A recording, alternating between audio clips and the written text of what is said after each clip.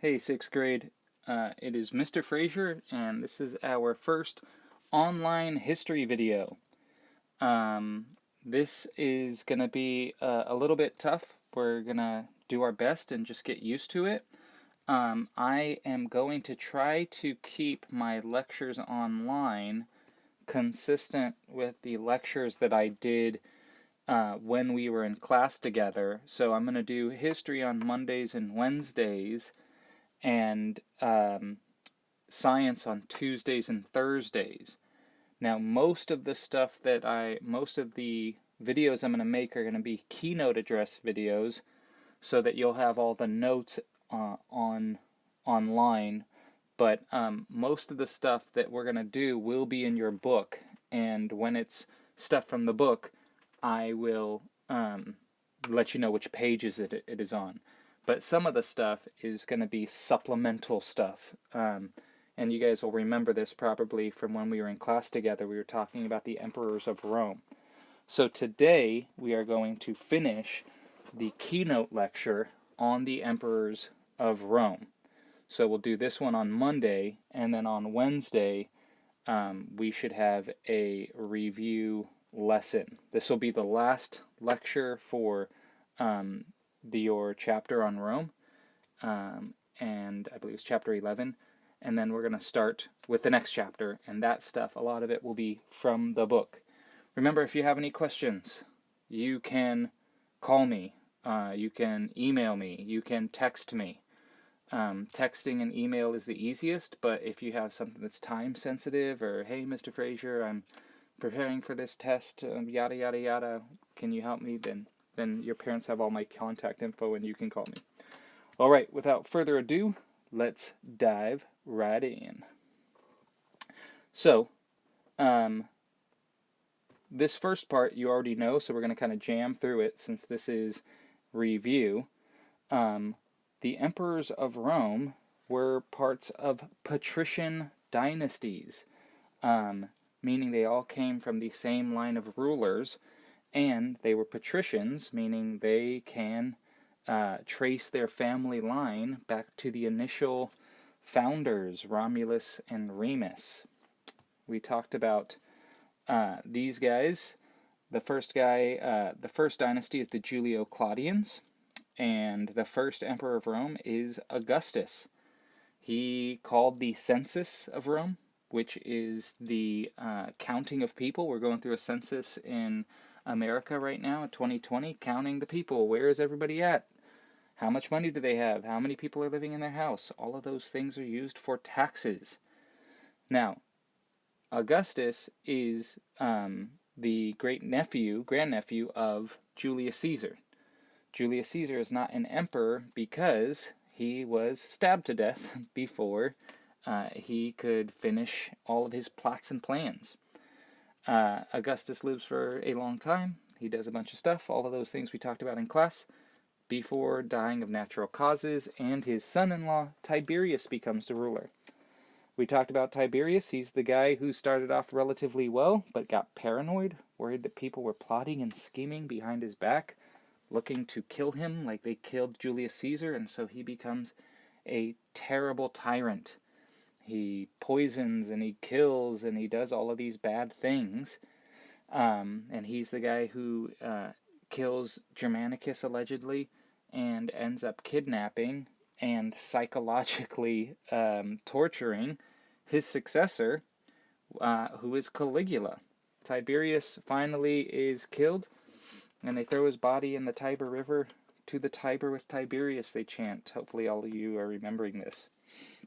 Next we have Caligula. Caligula is not his actual name. His actual name was Gaius, but they called him Little Boots, which he did not like one little bit, pun intended. He was a young man when he becomes emperor, and he's another one who we see a sharp turn. He starts in, everybody loves him. He gets this illness, and when he comes out of the illness, he is sadistic. In fact, if we made a list of worst emperors of Rome, or geez, all the world, Caligula would be on it. he is not a nice man. He's so mean that his own family and his own personal bodyguard assassinate him only a few years into his reign.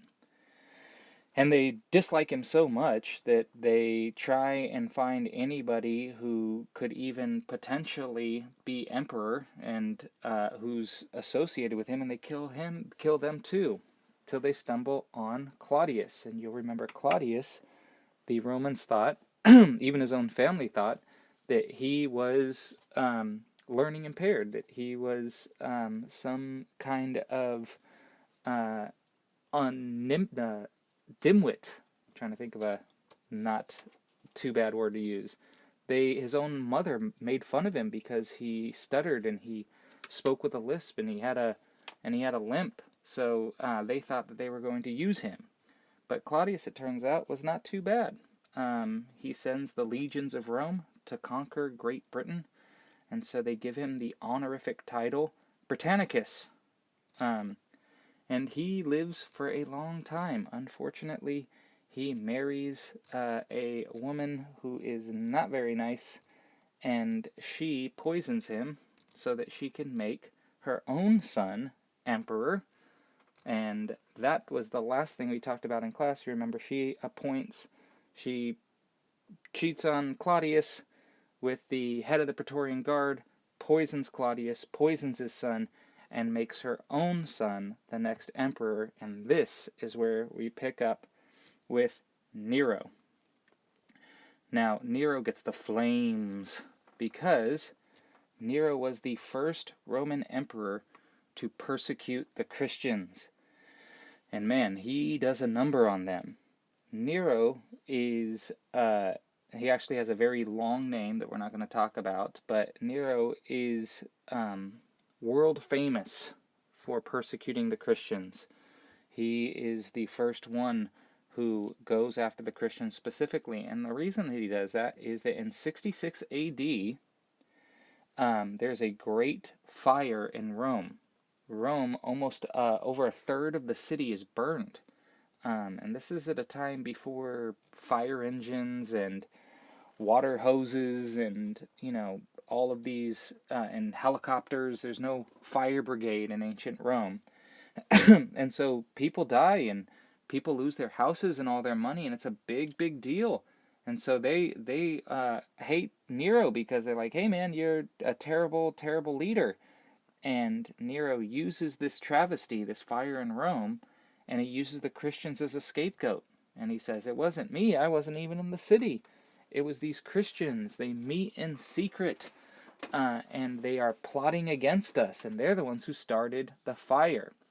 Now, we're going to talk a lot about the persecution of the Christians in the next chapter, and we'll talk more about Nero, so we're going to skip by it. But remember, the Romans kind of looked sideways at the Christians.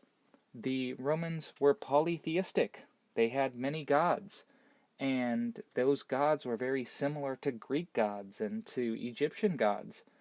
And so the Christians would not worship any gods but Jesus. And so the Romans kind of are like, what are they doing? Why are they meeting in secret? They have this secret god who's a Jew who was crucified like a slave, and so they did not trust the Christians. And so when Nero uses them as a scapegoat, it's classic human behavior. The outsider is the one who is blamed and punished. And we'll talk about that next chapter. But Nero is not a great ruler, and he spends all his time acting and partying and going after the Christians, and he's not worried about the state, and he eventually is declared outlaw by the Senate, and he's fleeing the city, being hunted like a dog, and finally it's only him and a slave out in the dark and the cold, and he's scared as he hears the footsteps of the approaching soldiers coming to kill him, and he tells the slave, gives him a dagger and says, you gotta kill me, I don't want them to capture me, who knows what they'll do to me. And the slave can't do it because he doesn't want to kill an emperor. He's a slave, they'll crucify him or skin him alive or something. And so he won't do it, and Nero is forced to kill himself, and his famous last words are, What an artist the world loses in me. And he stabs himself in the neck and dies just as the Praetorian Guard breaks into the door so they cannot capture him. And with the death of Nero, that is the end of the Julio-Claudian dynasty. They had Augustus and Claudius were okay, but the rest of them, wow, what a mess. So, once that dynasty is over, there is a power vacuum. There's no more Julio-Claudians. So who becomes emperor? There are 4 major generals in the Roman Empire who all decide they're going to fight for it. And we call it the Year of the 4 Emperors because during that civil war, all 4 generals seized the throne at one time. Now, we're not going to learn the name of the 3 losers. Some of them were only emperor for a couple of weeks. But the guy who comes out on top, the winner, is a man by the name of Vespasian. And he is the founder of the Flavian dynasty. And Vespasian is the first non-Julio-Claudian or non-relative of Caesar to become, quote-unquote, a Caesar. And he was the general of Egypt when the war broke out. And he lets the other 3 generals kind of duke it out and weaken themselves. And he comes in last and knocks the last guy over and proclaims himself emperor. And at this point, it is official. There is no more Senate. There's no more consul. Those offices still exist, but they don't have any power. When Vespasian comes to power, here's a picture of him now, he is just a general who seized the throne. There's no more the people's will. It is whoever has the strongest army and can take the throne will keep it. And so Vespasian's strong enough, and he does it. Now, he does a couple of things that we're not going to talk about, fixing the economy, raises a tax on going to the bathroom, funny stuff. If you're interested, look it up. But the main thing that he does is he builds the Colosseum, that famous building in Rome where the gladiators would fight to the death. Was not actually called the Colosseum. It was called the Flavian Amphitheater, named after Vespasian and his family. So if you had a time machine and went back to Rome 2,000 years ago and were like, hey, do you know where the Colosseum is? They'd be like, no, what's that? Because they called it the Flavian Amphitheater. We're going to talk more about the Colosseum in the next chapter because it's going to be the scene of many Christian deaths, and we'll talk about gladiators. It is a Roman, it's the archetypal Roman thing. There are a lot of things to admire in it. The construction, there were stadium seating, just like when you go to a baseball game or a football game today, then you have your seat number. They had that. There was drinking fountains, bathrooms. There was, people selling food. There was elevators and underground passages for the gladiators. You could flood it with water to have naval battles. So it was this kind of awesome architectural, technological marvel. But just like Rome, everything has a darker side. So they take this, technologically advanced building, and what do they use it for? To watch people fight to the death, to watch criminals be executed. And so Vespasian gets it started. But it's a big building and takes years to build. And just as it's about to be completed, he dies, and it's actually his older son who completes it and inaugurates it. Now, his older son is a guy named Titus. Vespasian has 2 sons, Titus and Domitian, and he clearly likes Titus more than Domitian. Your parents do not have favorites, but neither do I, but Vespasian did. And Titus is the older son, and Vespasian makes him a general in the army, makes him consul and is second in command, and Domitian gets nothing. And we're going to see how Domitian kind of harbors this, I don't know how to say it, it's like a bitterness towards his father and towards humanity, constantly being overlooked. His older brother's the greatest, everybody loves him, and nobody loves Domitian. But nobody was thinking about Domitian because they all thought Titus was going to be the next best thing. Now here's a picture of Titus. That is a marble bust. All of these marble busts are sculptures of the man, probably, been photoshopped a little bit. But Titus is only an emperor for about 2 years. But before then, he does something that's very important in world history. He destroys Jerusalem and scatters the Jews. In the 70s AD, the Jews in Jerusalem and the surrounding countryside of Judea revolt against Rome, and they kill Roman soldiers and they throw off the occupying force, and they declare Judea free and independent. But that was never going to happen. The Roman war machine was just too great. And Titus leads Roman legions into Judea, and they do a number on the Jews. The first thing he does is he takes Jerusalem. And when he goes to Jerusalem, he sacks and burns the city and enslaves the people. Then he goes up onto the Temple Mount, where the Temple of Solomon had been built in years past. And he goes into the temple, past where no even regular male Jewish person could go, into the Holy of Holies, where only the high priest could go in once a year on the high holidays. And he goes in there, a Gentile, the sacrilege, and he goes in there with pig's blood. And the story goes he spreads the pig's blood everywhere and desecrates the temple. And then he has his Roman soldiers tear the temple down brick by brick. And then once they have torn down every stone, they bring in other slaves to break the stones into little bits, and they destroy the temple completely.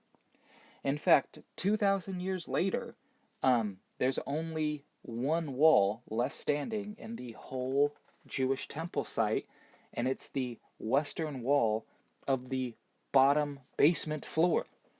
Everything else was destroyed. The Romans were extremely thorough. And he scatters the Jews, forbids them to return to Judea or Israel. And that's the way things are for almost 2,000 years. So in the 1940s, during World War II, the Jews did not have a country, and that's because of this guy, Titus. 2,000 years ago, the Romans just wreaked absolute havoc on these people. Anyways, so by modern standards, we think of Titus as not a very nice guy, but the Romans, they would have been like, yeah, that's what you do. You mess with us, this is what you get. So the Romans love Titus, and he becomes emperor and he rules, and everybody's like, so happy, yeah, Titus is going to be the emperor. But he gets sick, and he dies. And when he's dead, guess who becomes emperor? Wah, wah. Domitian, the younger son. Now, Domitian was never planned on being emperor. He didn't plan on it. His brother didn't plan on it. His father certainly didn't plan on it. But here we are. Domitian is the emperor. But because he was always picked on, here's a picture of him, he had this grudge against the world. Excuse me. And once he gets authority, once he gets power, he really abuses it and treats people poorly. And so there is a plot, a plot hatched to assassinate Domitian. Now, classic Roman tradition, Domitian goes to see a soothsayer who's going to tell his fortune. And the soothsayer says, you will die at 2 o'clock. And so Domitian is on guard every day, and he's looking at sundials, trying to figure out what time it is because he's terrified of being assassinated. So he would always ask, what time is it? What time is it? What time is it? And once somebody said, oh, it's 2:30, he would kind of relax, but he made it through another day. Remember, the Romans are very superstitious. So the people who were planning on assassinating him come up with a plot, and they bribe one of his slaves.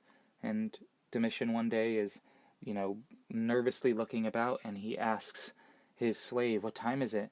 And the slave says, "It's 2:30." And he thinks, "Oh, I've made it through another day," and he relaxes and he goes in to the bathhouse, and he's gonna take a nice bath before taking a nap. But he's been lied to. It's not 2:30, and the assassins are lying in wait. And when he goes into the bathtub, his personal guards seize him, and they murder him in his own bath. And when he dies, it is said the clock strikes 2 o'clock. Now, that's almost certainly, just made up after the fact, but it makes for a good story. Domitian is killed, and once again, we have a power vacuum. And whenever there's a power vacuum, you're going to have a civil war. But luckily, at the end of this civil war, we have a new dynasty. This is a little bit different. We call this dynasty the Five Good Emperors, but these guys are not related. So they're not an official dynasty in that they aren't related by blood.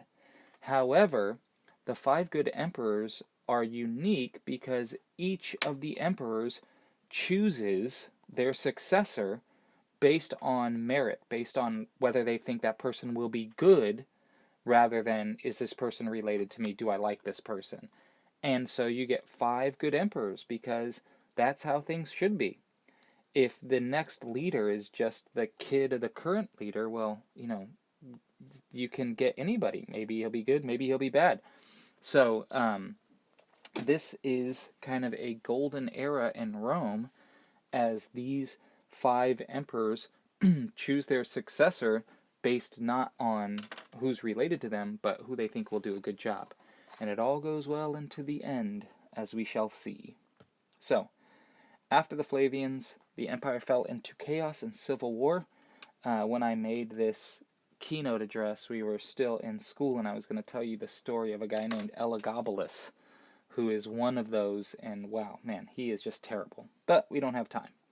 So we're going to start. The first of the 5 good emperors is a guy named Nerva, and he's an older statesman. There's a picture of his statue, and he was chosen kind of by the Senate in their kind of last hurrah to be the emperor. And he was chosen because he was older, and they saw him as wise and intelligent and patient. Remember, the young emperors they had, like Caligula and Nero, didn't work out so well, or Elagabalus.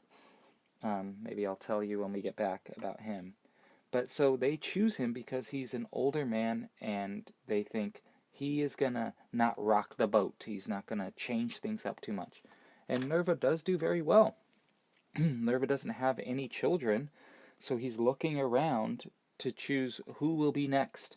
Who's going to be the guy who succeeds me? And he's looking for the person that he thinks will do the best job, and he chooses one. And he is right, because that guy's name is Trajan. There is a picture of him. And Trajan is nicknamed Optimus, which meant, like, the best in Latin. If you've ever seen the Transformers, Optimus Prime, right? He's the leader of the Autobots. He's the best.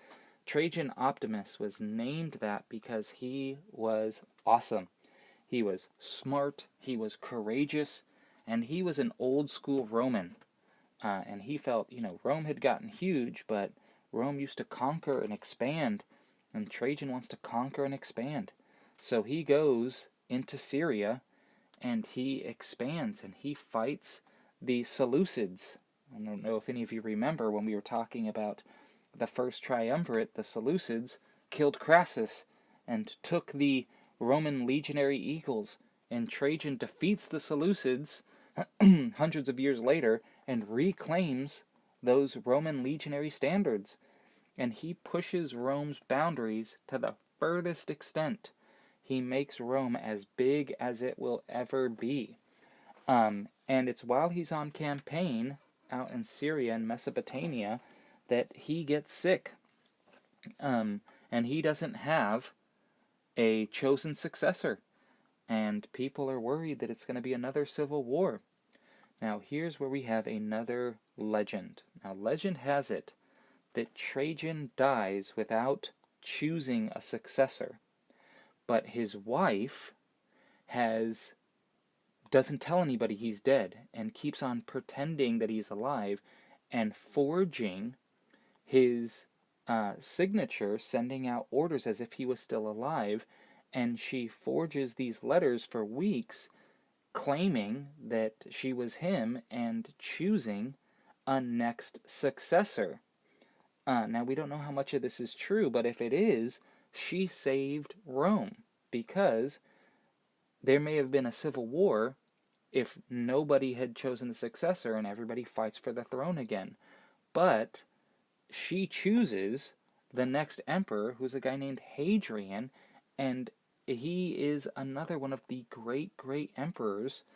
And so the story goes that she gets Trajan or Hadrian certified by the Senate, and then once she gets that, she sends a letter to them saying, "Oh no, my husband Trajan is dead."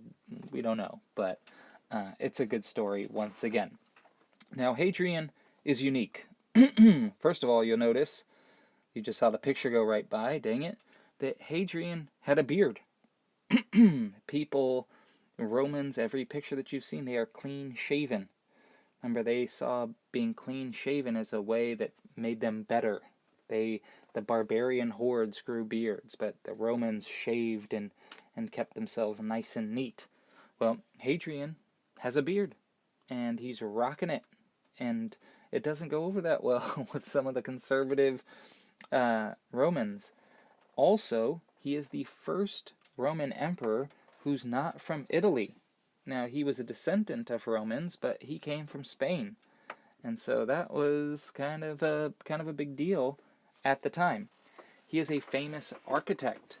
Today, you can go to Rome and you can go to the Pantheon, which is a very famous building that he is said to have developed, and he wrote his name on it. And he built walls. He built the famous Hadrian's Wall along the entire border of Scotland and England. It spans the whole country. It was a huge wall. And Hadrian doesn't like Rome because all the Romans don't really like him. So he's always touring the empire. He's going to Germany, and he's going to Britain, and he's going to Africa and Mesopotamia. And he discovers that Rome is just too big. It's too big, and it's too big to defend. There's not enough Roman soldiers to defend every outpost of this massive empire that went from the deserts of Iraq all the way to Ireland.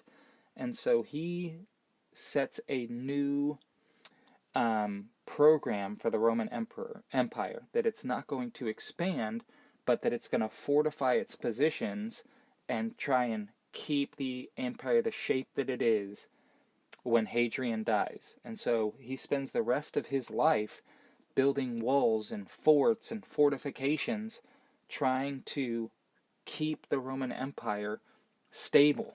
Now, we'll see in our next lecture about the fall of Rome that doesn't work very well, but it works for a couple hundred years. And so he establishes those permanent borders and helps declare this is what Rome is and this is what Rome will be moving forward.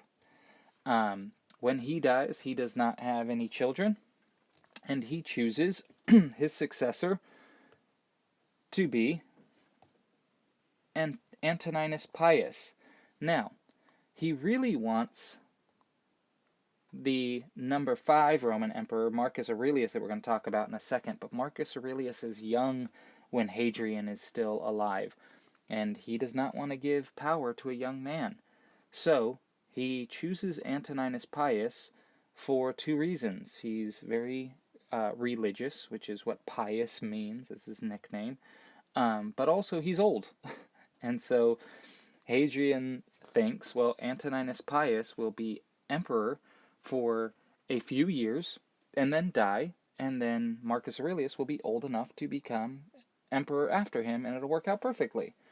Which it does, but it is kind of scandalous that they just chose this guy to be a placeholder until Marcus Aurelius becomes emperor. But that's the way it goes down. So, Marcus Aurelius is called the Philosopher King.